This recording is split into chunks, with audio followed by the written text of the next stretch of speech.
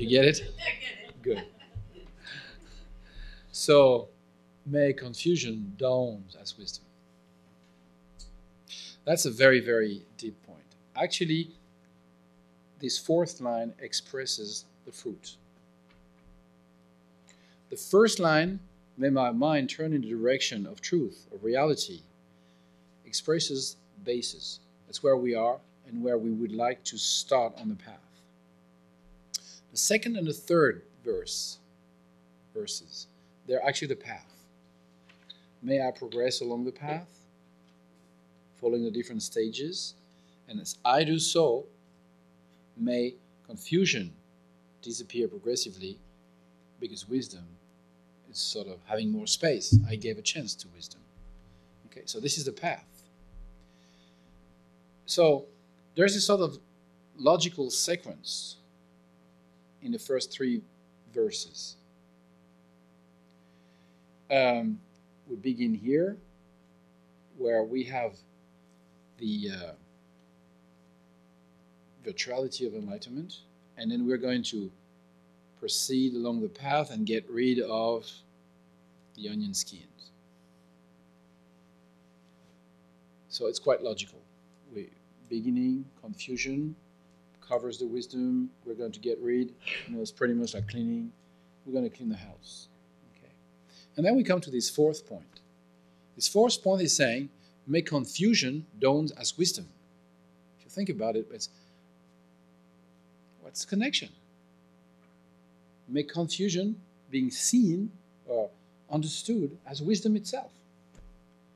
It's a paradox. In sort of logical sequence, confusion is different from wisdom. And to get wisdom, we have to get rid of confusion. So how can we say that confusion dawns as wisdom? Which would mean actually confusion and wisdom are indissociable, or not different. So to explain this, we have to understand that this fourth line actually explains the fruits, the achievement. When you look at the path, you can look at from the basis, moving towards the fruit.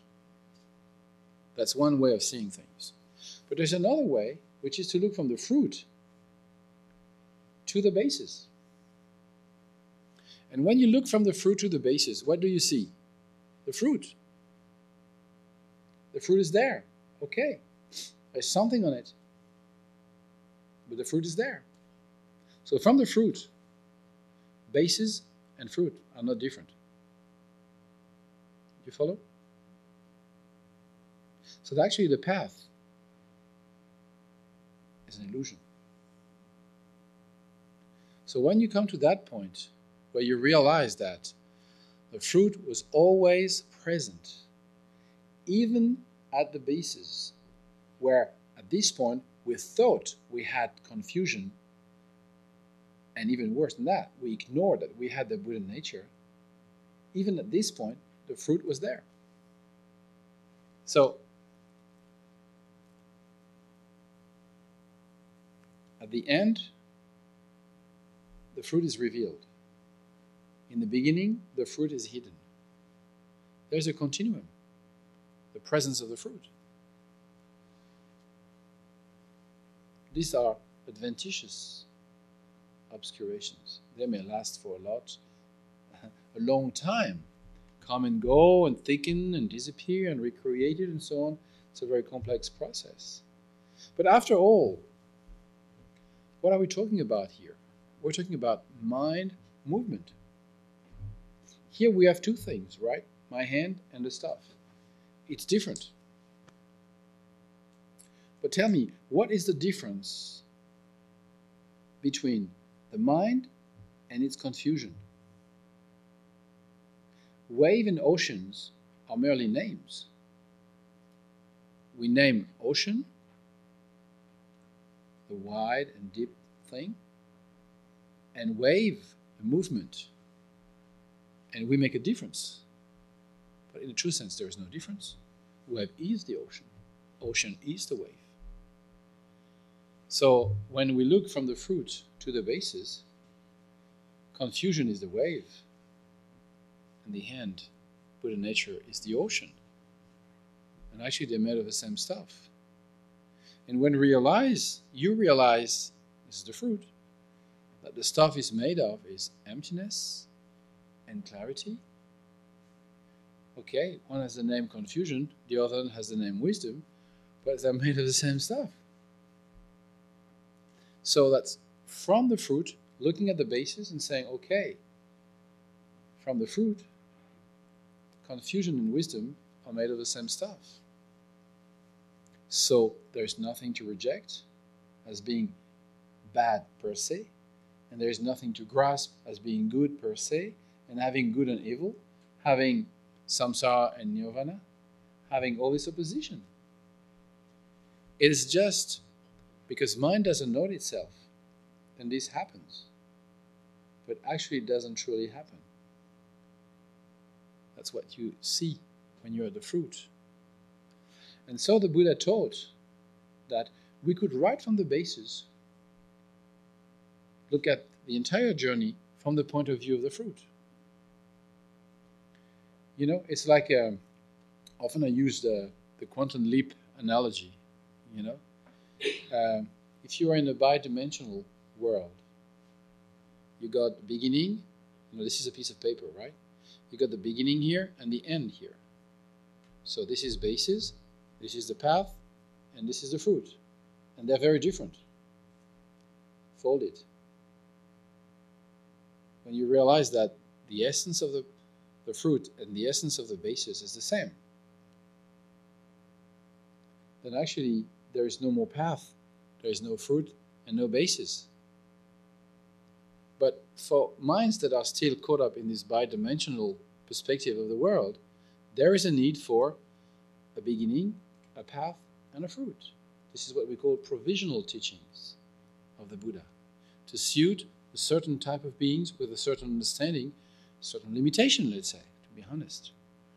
But then as you progress along the path, you purify, you turn your mind towards the truth, first attempt, then you progress along the path, then you altogether become a better person, you're not harming yourself and other people, you're helping other people and yourself, you tame your mind, you come to know your mind, and then you sort of getting closer to this understanding of the absolute truth, we could say. This is conventional truth. And so once the final veil of ignorance has been removed, third verse, may the confusion be dispelled. And what you have? The fruit. And the fruit and the basis find a sort of reconciliation in this absolute dimension. You know, it's what I call the quantum leap of the path. So it's possible from the beginning here, even in a bi-dimensional perspective of the path, to imagine that and try to work from that perspective. This is what we do in our tradition when we call the Maha Mudra, where teachings are pointing out the absolute reality and telling us that there is nothing to reject and nothing to grasp. There's nothing to be considered as good per se or bad per se.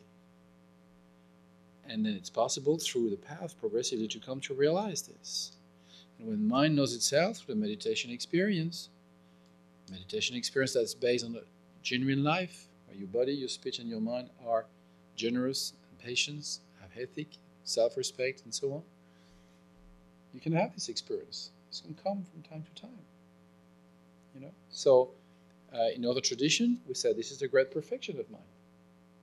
Mind is perfect, completely perfect, right from the beginning. It's just a misunderstanding of it. You know?